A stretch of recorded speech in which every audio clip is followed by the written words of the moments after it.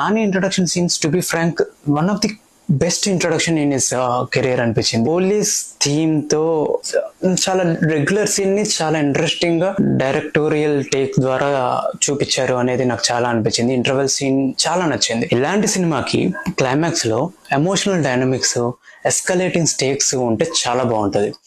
మనకు కానీ హిట్ త్రీలో ఎస్కలేటింగ్ స్టేక్స్ పెట్టాలనుకున్నారు, కానీ స్టేక్స్ మాత్రమే ఉన్నాయి, ఎస్కలేటింగ్ లేదు. ఎమోషనల్ డైనమిక్స్ పెట్టాలనుకున్నారు, ఎమోషన్స్ మాత్రమే ఉన్నాయి, డైనమిక్స్ లేవు. టు బి ఫ్రాంక్, మన నాని చాలా పవర్ఫుల్ పర్ఫార్మెన్స్ తో అంత డైనమిక్స్ లేకపోయినా, అంత ఎస్కలేషన్స్ లేకపోయినా కూడా నా మొత్తాన్ని భుజాల మీద వేసుకొని లాగాడు.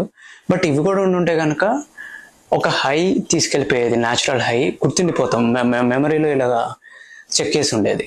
బట్